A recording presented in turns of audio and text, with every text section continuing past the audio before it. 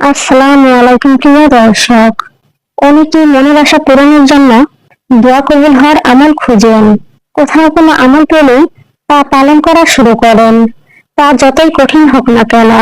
দোয়া কবুল হওয়ার জন্য আল্লাহ তাআলা কঠিন কোনো কিছুই করতে বলেননি। তিনি শুধুমাত্র দোয়া করতে বলেছেন, খাস দিলে আল্লাহর কাছে চাইতে বলেছেন। আল্লাহ রাব্বুল আলামিন বলেন, তোমরা আমাকে ডাকো, আমি তোমাদের ডাকে সাড়া দেব। অর্থাৎ আমার কাছে চাও, আমি তোমাদের চা পূরণ করব।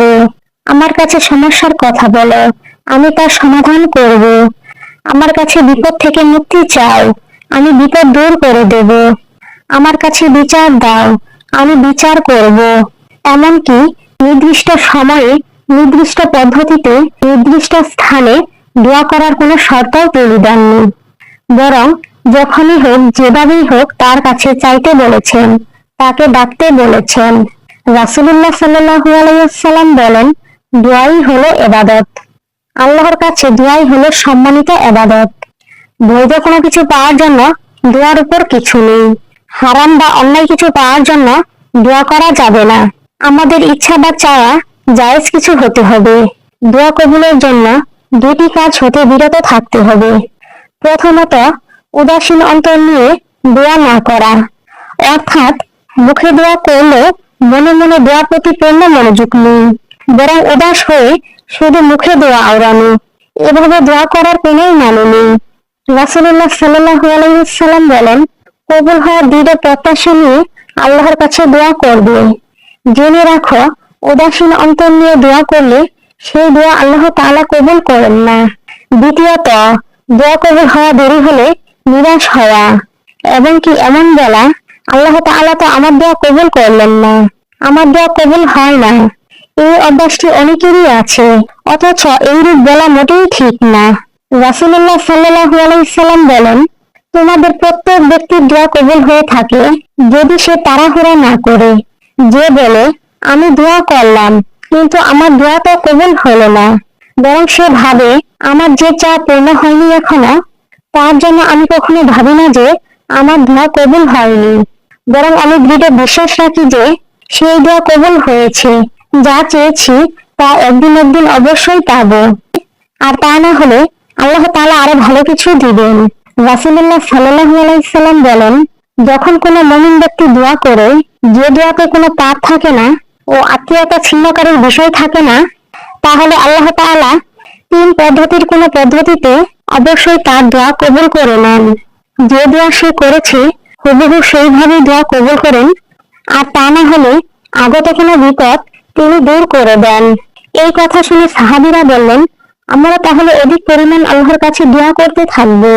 রাসূলুল্লাহ সাল্লাল্লাহু আলাইহি সাল্লাম আরো বলেন, তোমরা যত প্রার্থনাই করবে আল্লাহ তার চেয়ে অনেক বেশি কবুল করতে পারেন।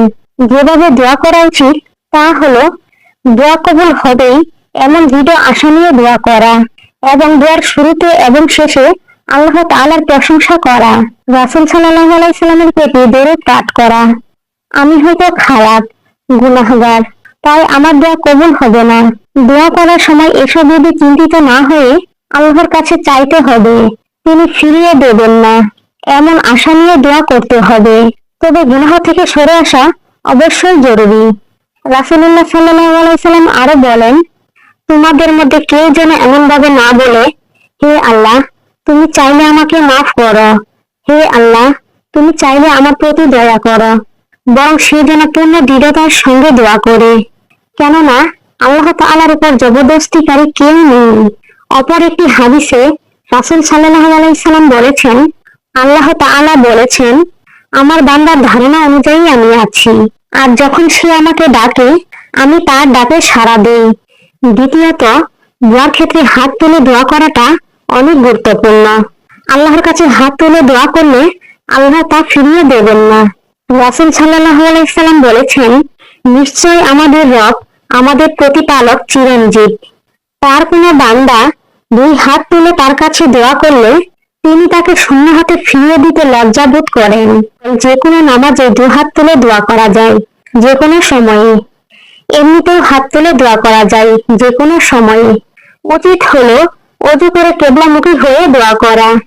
হাদিসে উল্লেখ রয়েছে, এক সাহাবী দোয়া করার জন্য রাসূল সাল্লাল্লাহু আলাইহি সাল্লাম পানি আনতে বললেন, তারপর 2 হাত তুলে তার জন্য দোয়া করলেন। এর মানে বোঝা যায়, ওযু করে 2 হাত তুলে দোয়া করলে আল্লাহ তাআলা কখনোই ফেরায় না। দ্বিতীয়ত, দোয়া কবুল হওয়ার গুরুত্বপূর্ণ সময়গুলোতে দোয়া করা উচিত। বিশেষভাবে রাতে দোয়া কবুল হওয়ার সুযোগ বেশি। দোয়া কবুল হতে বিশেষভাবে রাতে যে কোনো অংশে ঘুম থেকে উঠে দোয়া করা যায়। রাসূল সাল্লাল্লাহু আলাইহি সাল্লাম বলেছেন, কোন ব্যক্তি যদি রাতে ঘুম থেকে উঠে এই দোয়াটি পাঠ করে, হে আল্লাহ আমাকে মাফ করে দিন, বা অন্য কোনো দোয়া করে, তাহলে তার দোয়া কবুল করা হয়। রাতের সবচেয়ে পাওয়ারফুল সময় হলো রাতের শেষ ভাগ। রাসূল সাল্লাল্লাহু আলাইহি সাল্লাম বলেছেন, মহান আল্লাহ তাআলা রাতের শেষ তৃতীয়াংশে পৃথিবীর সবচেয়ে নিকটবর্তী আসমানে অবতরণ করে ঘোষণা করতে থাকেন, কি আছে এমন যে আমাকে ডাকবে, আমি তার ডাকে সাড়া দেব। কি আছে এমন যে আমার কাছে চাইবে, আমি তাকে তা দান করব। কে আছে এমন যে আমার কাছে ক্ষমা চাইবে, আমি তাকে ক্ষমা করব। তাহাজ্জুদের নামাজ পড়ে দোয়া করলে দোয়া তাড়াতাড়ি কবুল হয়। মনের ভোরে ইচ্ছা বা চাওয়া পূরণ হতে অথবা বিপদ আপদ ও কষ্ট থেকে মুক্তি পাওয়ার জন্য নিয়মিত তাহাজ্জুদ নামাজ পড়ে দোয়া করাই যথেষ্ট। এছাড়াও যে কোনো প্রয়োজন পূরণ হতে সালাতুল হাজত নামাজ পড়ে দোয়া করা যায়। হাজতের নামাজ পড়ে দোয়া করলে তা কবুল হয়। এছাড়াও দোয়া কবুল হওয়ার অনেক সময়ের কথা হাদিসে উল্লেখ রয়েছে, যেমন বৃষ্টির দিনে দোয়া কবুল হয়, আজানের সময়, কোরআন খতমের পর, জুমার দিনের শেষ অংশে দোয়া কবুল হয়, রোজাদারের দোয়া কবুল হয়, ইফতারের সময় দোয়া কবুল হয়, শবে বরাতের রাতে দোয়া কবুল হয়, শবে কদরের রাতে দোয়া কবুল হয়। যে কোনো বিপদ আপদে এবং কোনো সমস্যায় পতিত হলে বেশি বেশি দোয়া ইউনুস পড়া উচিত।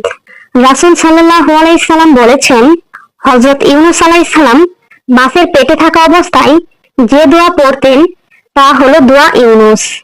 মাছের পেটে থাকা অবস্থায় যে দোয়া করেছিলেন তা হলো, লা ইলাহা ইল্লা আনতা সুবহানাকা ইন্নী কুনতু মিনাজ জালিমিন। অর্থাৎ, হে আল্লাহ, তুমি ব্যতীত কোনো মাবুদ নেই, তুমি অতি পবিত্র, আমি নিশ্চয় জালিমদের দলভুক্ত। কোন মুসলিম ব্যক্তির দোয়াই কখনো বৃথা যায় না। শুধুমাত্র এটা বুঝতে হবে যে আল্লাহ ন্যায় বিচারক, তিনি পরম দয়ালু এবং তিনি তার কাজ পূর্ণ করবেন। প্রিয় দর্শক, ভিডিওটি ভালো লাগলে অবশ্যই লাইক দিন এবং চ্যানেলটি সাবস্ক্রাইব করুন এবং কমেন্টে আপনার মতামত লিখুন।